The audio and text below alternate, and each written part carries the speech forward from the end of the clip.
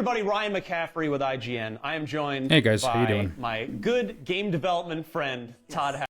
So, I'm just a small YouTube channel. I don't have any access, so I'm not going to get a chance to interview Todd Howard.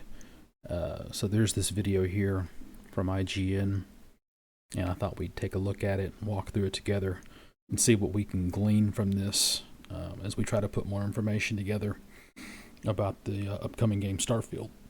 Okay, let's get stuck in and see what we can see. Howard, Good to see you again. it is good to see you. We chatted a year ago remotely when you shared some Starfield details with me there. Things are a little different now because the game is imminent. I played it for about an hour. We just Now you watched, lucky bastard. We're recording this the day before, but everybody will have just seen the 45-minute Starfield Direct. There's a lot to get to, Todd. There's a lot going on with this. So I want to just kind of start at the top, and we'll kind of work our way down into more looks like alien nitty-gritty tech, details. This is the first new IP you've done in a couple of decades now. It's been a little while. So totally new thing.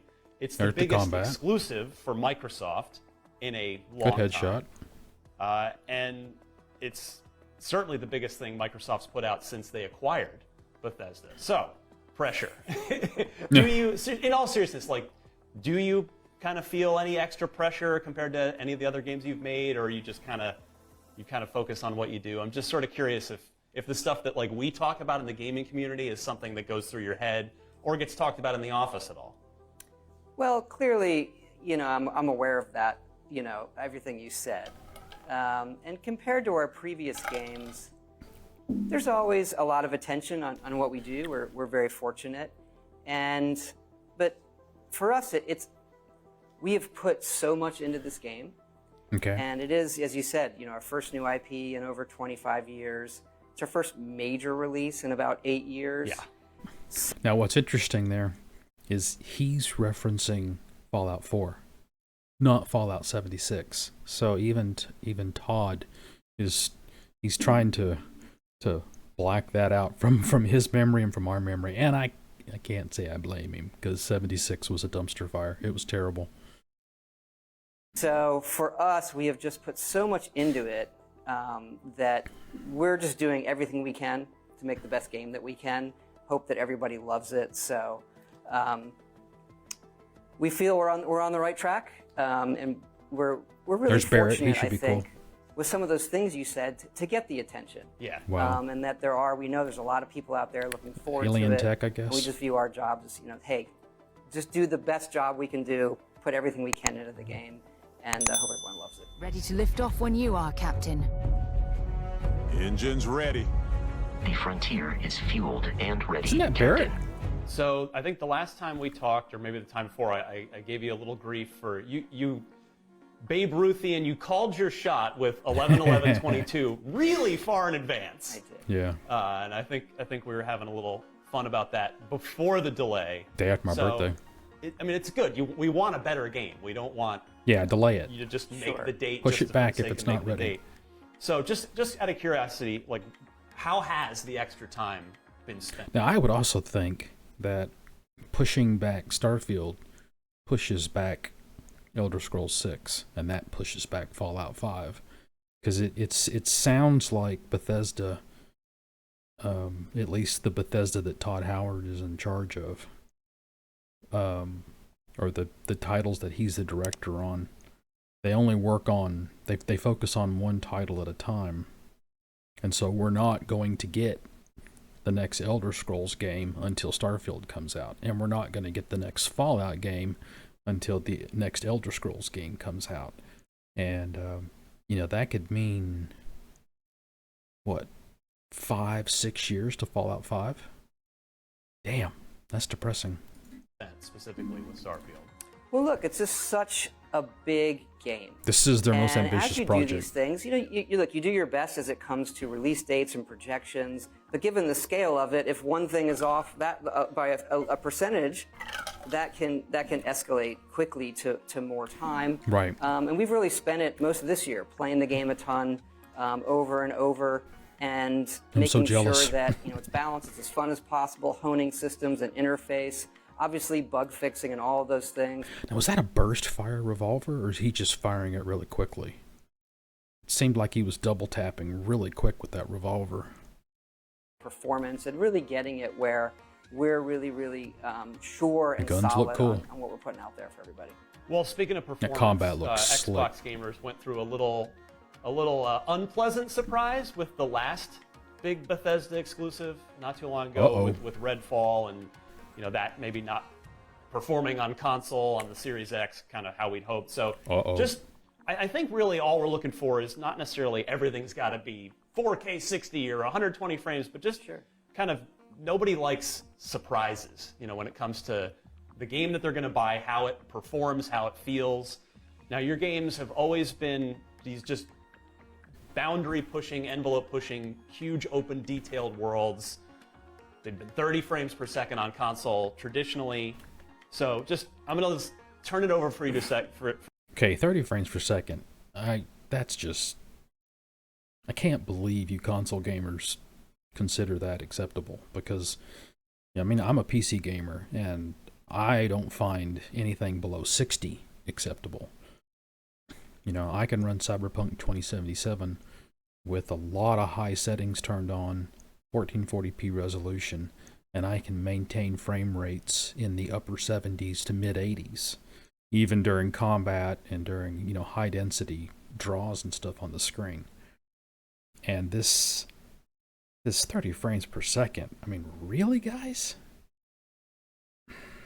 That's garbage. And how much is an Xbox, the latest Xbox? What is it, like $500, $600? Your whole system costs less than my video card. So, is anybody really surprised? Do you really think you're going to get PC performance for $500? I think you're kidding yourself, guys. For a second here, just lay out, just so that nobody's surprised come September 6th. Sure. What are we looking at if I'm going to play this on a Series X, or even if you want to mention Series S as well, like what's the experience going to be, technically speaking? Yeah, I'm glad you asked. I think it'll come as no surprise, given our previous games. What we go for are always these huge open worlds. He does the recommended video card is a 2080 Ti, which is pretty old. Now, of course, 2080 Ti is going to be on the upper range at the 2000 series in terms of that generation, but a 2080 Ti is going to be significantly slower than a 3080. And so, since I have a 3080, I'm hoping that I can play 1440p with the graphics pretty high, and maintain about 80 frames per second. That's what I got my fingers crossed for. Fully dynamic, hyper detail, where anything can happen, and we do want to do that. It's 4K on the X, it's 1440 on the S. We do lock it at 30 because we want that fidelity. We want all that stuff. We don't want to sacrifice any of it. Fortunately, in this one, we've got it running great. It's often running way above that. Sometimes it's 60. But on the console, we do 60. Lock it because we prefer the consistency. Yeah. Right? You're not even thinking about it. And we don't ever want to sacrifice that experience. That's pretty wild. That makes our games froze him and then ran really, up. Look at really that. That's a special. 60. So feels great. We're really happy with how it feels, even in the heat of battle. And we need that. And remember, because in our games, really. On the PC, there's usually dozens and dozens and dozens of graphical settings you can tweak, and you always want to find out where there's always a hog somewhere in there hiding in your graphic settings. I can't remember what game it was. Was it Assassin's Creed Odyssey, where the volumetric clouds were just killing performance, and you could move them from ultra high to medium, and you could buy back like 15 frames per second, and you really couldn't tell the difference, especially when you were playing. And so he's saying, yeah, it's 4K. What does that really mean? There's dozens of graphical settings. Just because it's 4K doesn't mean it's going to look great. You can play it at 4K, but have all the settings set to low and have crappy textures, whereas somebody else can play it on 1440p with those settings turned up and it looks better. So 4K is not some magical holy grail of graphical fidelity. You know, the devil's in the details. Anything can happen. Speaking of tweaking and optimizing, there were some rumors going around that id Software was helping you guys out with the combat. Oh, yeah. Combat. I'm just curious, was there any truth to that at all? They did not help us with the well, first of all, I'd say, you know, being in the company, knowing the folks at id Software for a long time, I'm like a huge Doom fan. I mean, they know what they're doing. That's why I ask. They're the absolute best. Doom awesome. Eternal is one of my favorite games. And so with Fallout 4, they did give us a few tips on how to handle combat. Yeah. But in Starfield, you know, we redid the combat ourselves, and it's really feeling great. But it looks has smooth. helped us It looks slick. really more on the graphics. That They've helped shotgun us on the is ugly, graphics but- side. Oh, nice. So we get into, like, you know, motion blur. It's just how the game feels smooth. Some other things that they do in id Tech that we wanted to bring over into Creation Engine 2, and they helped us do that. And, you know, it's great. Awesome. Yeah, it's a nice neighbor to have down the street. That you It can is, go and knock I on the love- door and ask for some milk and sugar, right? And I'm such a fan of what they do, so being able to get an early look at what they're doing next. Not here to talk about that, but it's just. Yeah. I mean, feel free to talk about that. I mean, if you want. No.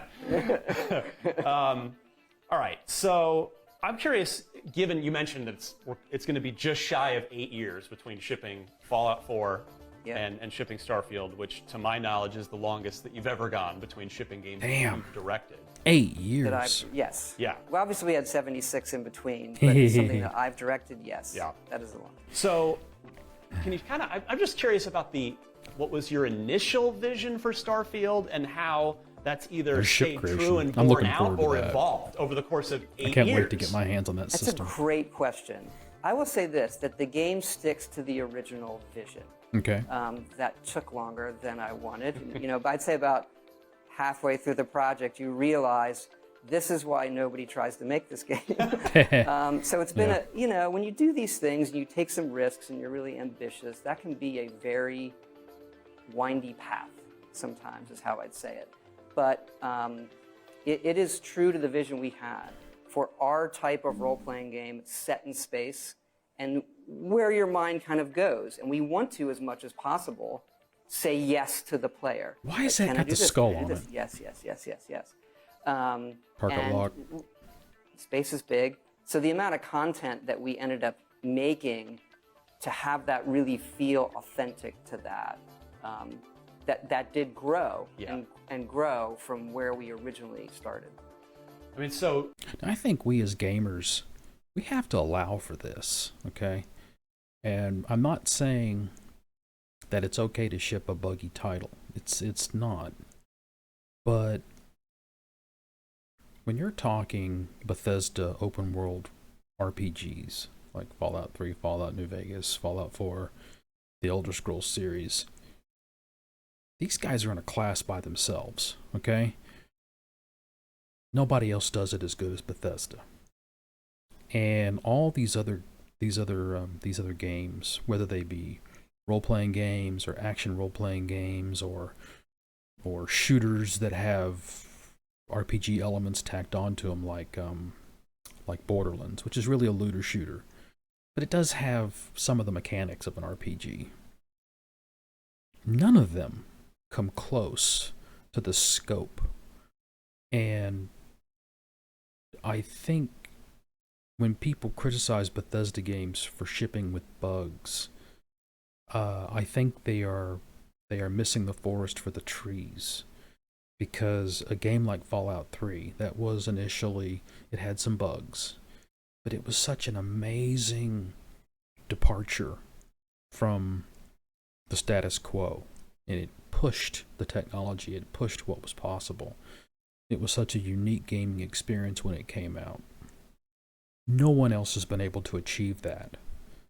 And you can tell from listening to Todd that they added content and that the development took longer than they thought it would because of the ambition of this game. It's an aspirational title.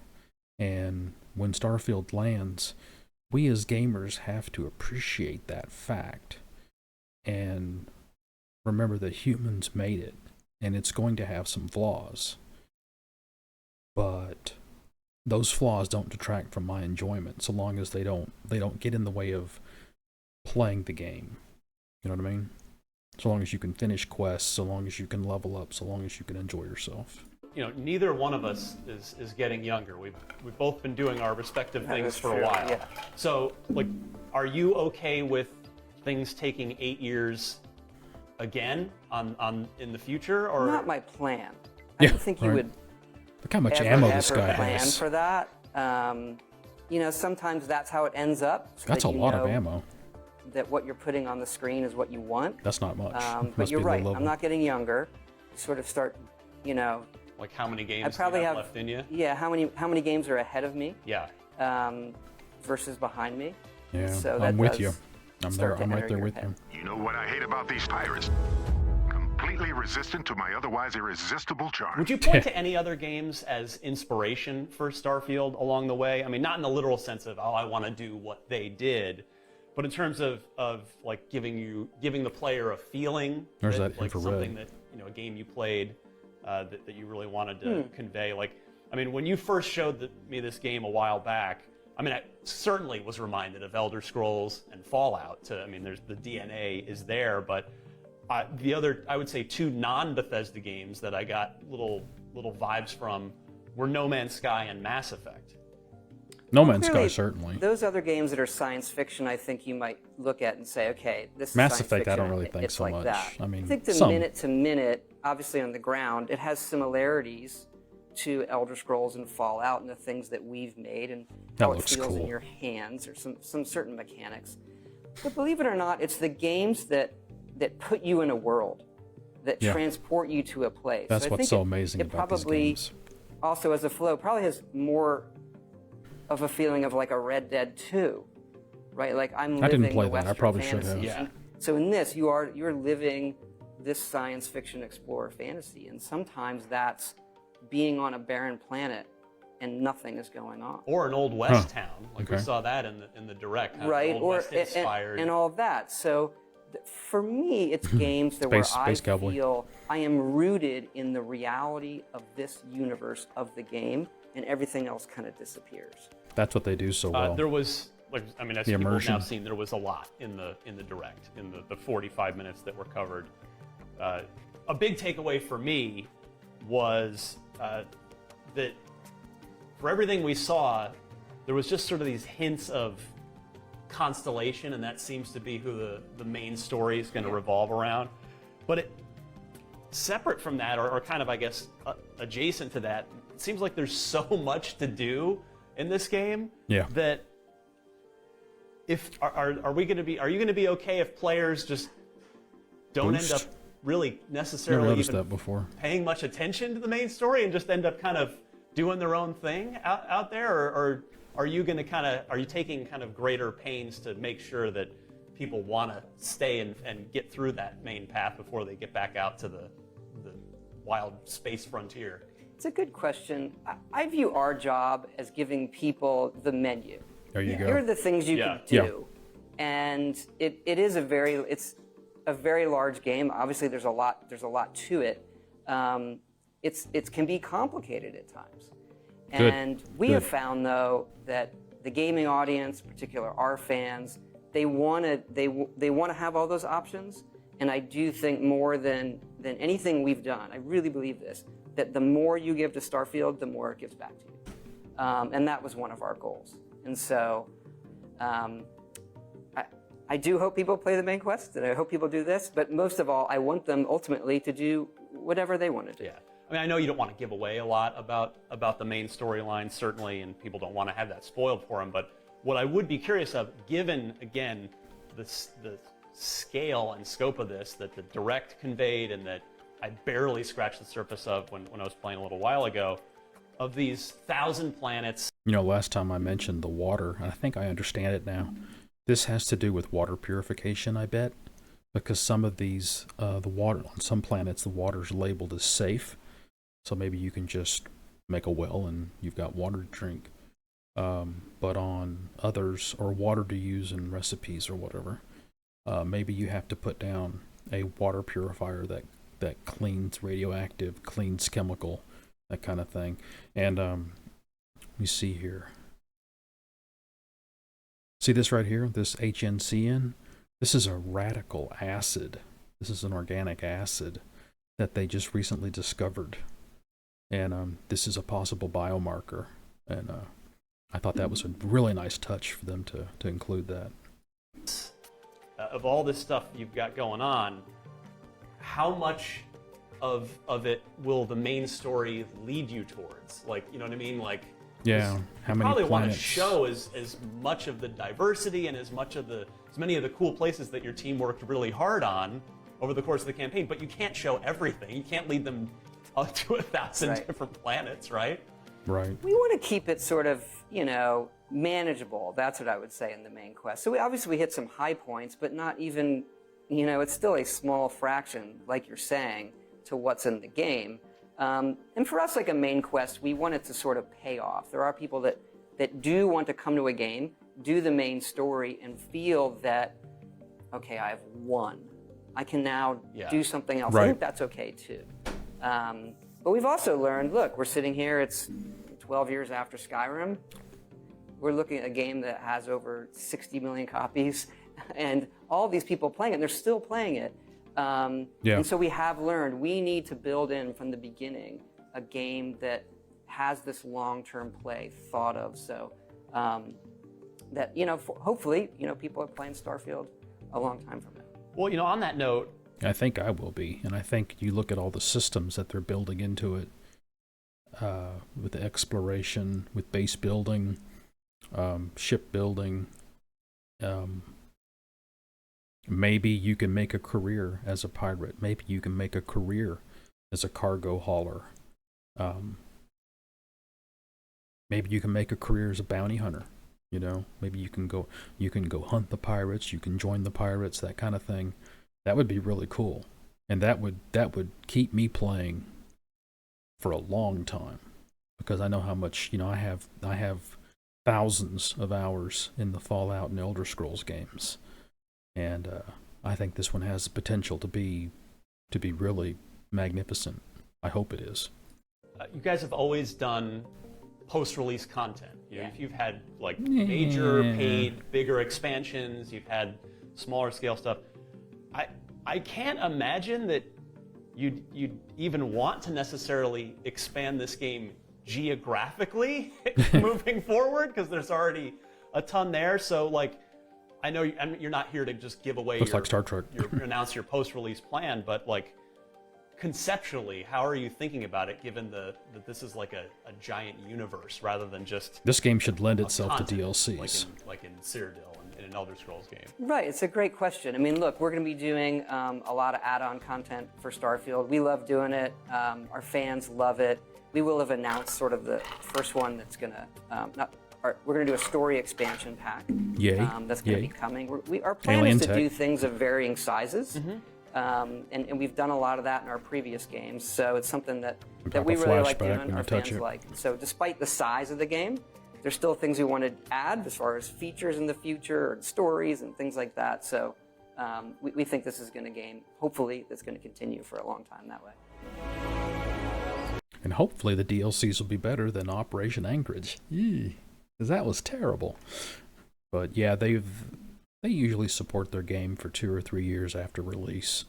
I don't think they go further than that. I don't know how long it was in Skyrim from release to Dragonborn or Fallout, and what was the last? Was Nuka World the last, or was Far Harbor the last? Those are both good DLCs, although I think Nuka World's a little better.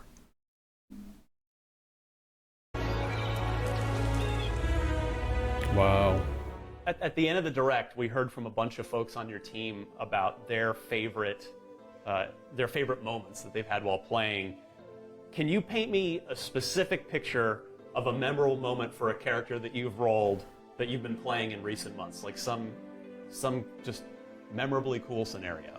Let's see, just a few weeks ago, I landed on one of the early planets, and this sandstorm blew through, and I went to run away from it, and this, ships can randomly, once in a while, they can randomly land, like enemy ships can land. So I'm going through the sandstorm, the ship landed, and I get in this firefight, and I got on the ship, and while I'm shooting the guys on the surface of the planet, the ship took off into space. Wow. So now I'm in outer space on the ship, and I was just like, can that happen? I guess that can happen. That's cool. That is very cool. One of my favorite moments from Oblivion, which I've told you many times is my favorite game of yours. Interesting choice. That's the one that I have the most positive memories with. Nostalgia, I think, when he was younger. Was randomly finding a unicorn. Yeah. In the That is forest. yes. Didn't know you could do that. So, are there like 50 of those kinds of things There's a in good this number. game where There's a just lot. Stuff that's not Or like the quest, TARDIS in the first Fallout. You'll just randomly Doctor Who happen upon TARDIS. this memorable special. I don't Wild want to spoil what Wasteland they are, from but yeah, of course. Fallout We New love that Vegas. stuff. And we have some really, really special ones in this game that I think... Man, the ships look cool. I'm very curious to see how long after the game is out, that people discover it. Yeah. Now, you mentioned Skyrim and tens and tens of millions of copies of that in the sort of historic runaway train that One of the thing's been. greatest games ever I made. mean, you probably can't count on that level of success again necessarily. No. So what does success look like for you with this game? Loaded That's question. a good question because with Game Pass, we're obviously going to be bringing in, probably the biggest audience that we've had for a launch. And so it just makes you really fortunate to know that you can take these kind of risks with a game like this and be ambitious, but still know that it's going to get in a lot of people's hands. So, I think for us it is that, people say they love the game. And I think all games go through a couple phases. Like you have this phase where the game isn't out yet. What do people think of it? Then there's like, The what do hype. they think of it the first week it comes out? Yeah. But then you got to think about what do they think after a year? What do Right. they think after year 2? And so I hope that, it sort of stands the test of time. Like I our hope so, other too. games. I don't focus on the number of users. Oh, bring a knife to a Yeah. gunfight. In that way. But I guess you can't really design for a game that will stand the test of time, right? You just have to do your best and hope that it You do. Well, but I think you can. And I think that's what Bethesda does best because they're constantly trying to push the limits. They're constantly trying to innovate. And even though they fail sometimes, at least they're trying. It's not just the same old game getting ground out year after year like Madden, right? They're actually trying to create some new art here. They're trying to push the technical limits of what can be done in what we call a game and what we call content. And I love that, and I want to reward that type of aspirational effort in game design. I don't want same.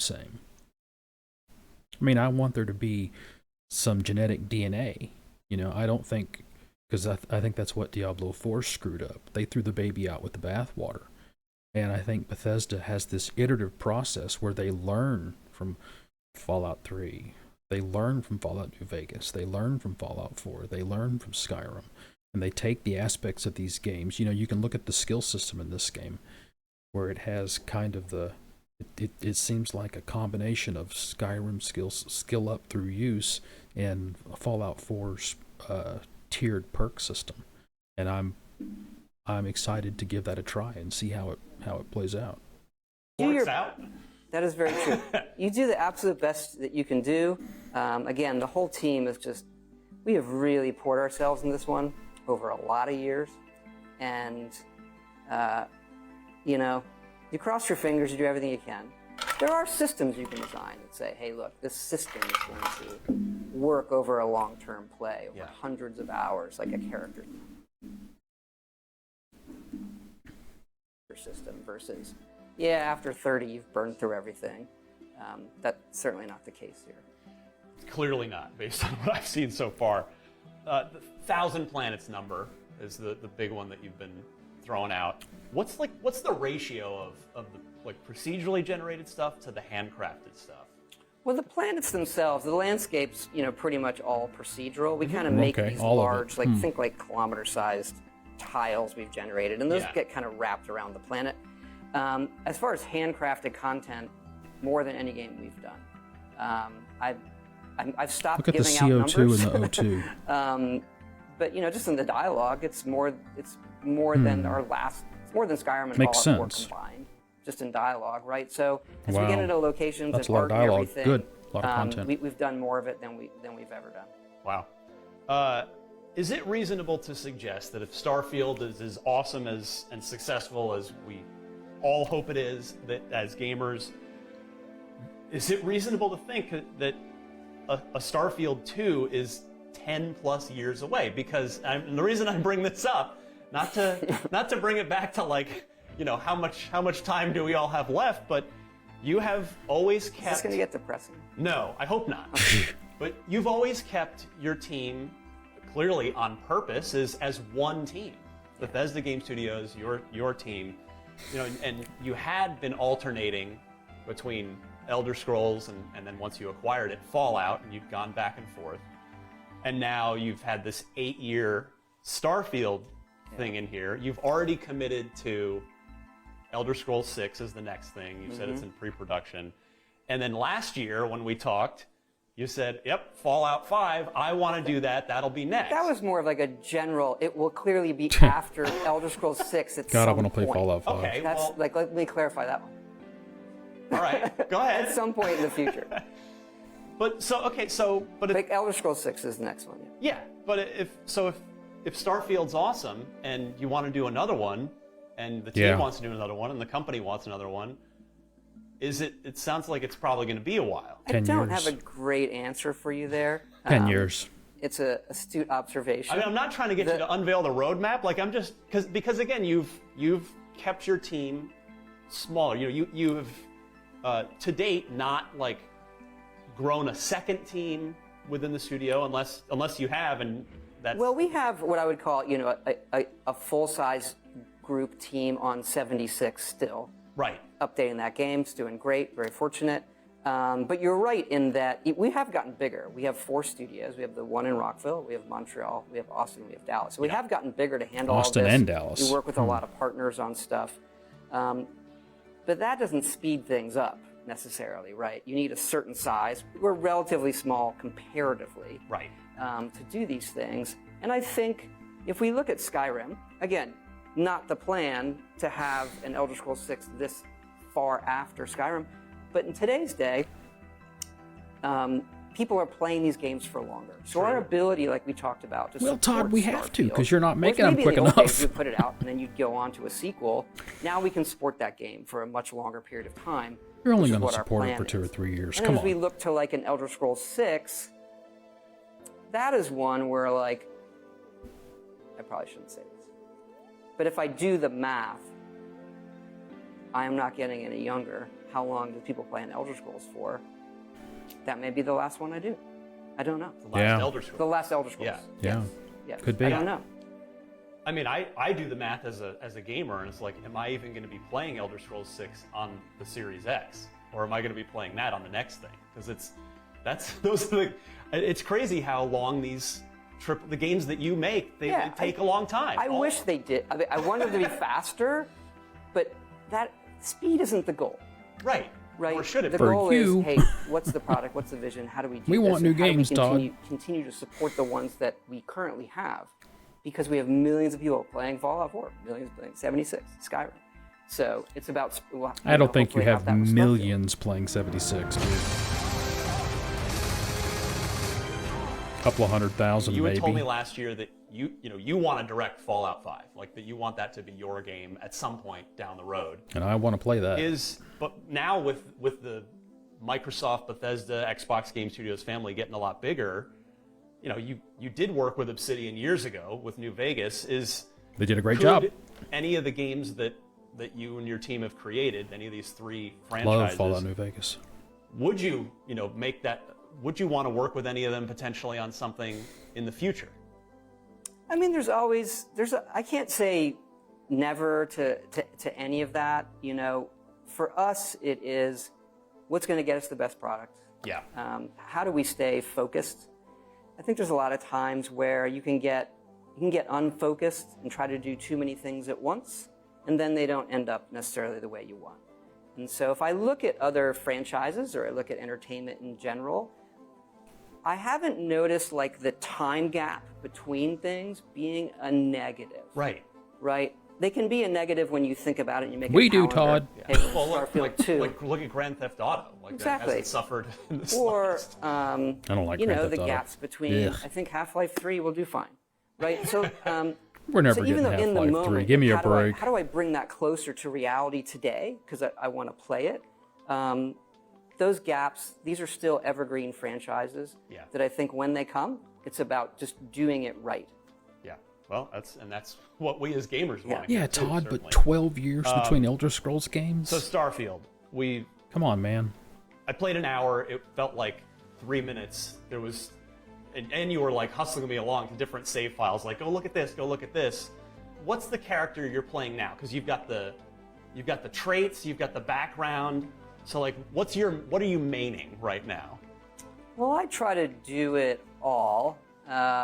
Right now, I'm digging deep on spaceships. So, That's gonna be you could cool. say in some respects, Look, level this 6. is like That's 5 or 6 games in one, right? That's pretty It's a low spaceship level, right? game, it's an on-the-ground game. It's just a dialogue game. I know he's it's saying an the outpost spaceship game, thing it's a is graphic game. later, but It does all of these things. that's just a level and 6 so- pirate. Is that and is it always zone is tricky driven? for us to get a good game So is it flow, not where auto leveled to those you? things don't feel like they're separate games, that they can weave in and out of them in a way that is holistically creates something, you know, greater than the sum of its parts. Sure. What a view! This is It's hilarious. a feast for the eyes. Off we go to another adventure. Yeah, not you. Help contextualize Shoot him in the back of the Starfield head. for players before they get the chance to play it themselves. What's the feeling that you try to give people with Elder Scrolls? What's the feeling that you try to give people with Fallout? And what's the feeling that you try to give players with this? I mean, that's a good question. That's a good question. I would say if you think about, you know, Elder Scrolls with a fantasy world, who would you want to be and what would you want to do? We want to provide that. Yeah. And then Fallout, the same thing in a post-apocalyptic environment.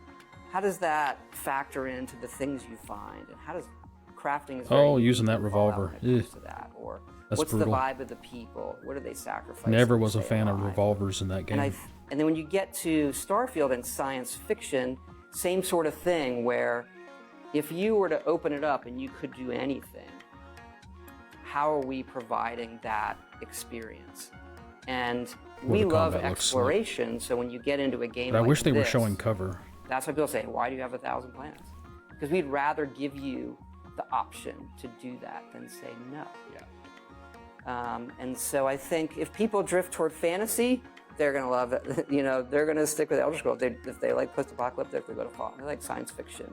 We hope that Starfield fills that kind but I of like 'em all. desire to play that kind of thing with Starfield. Todd Howard, thank you so much. Thank you for having me. Starfield out. That was pretty informative.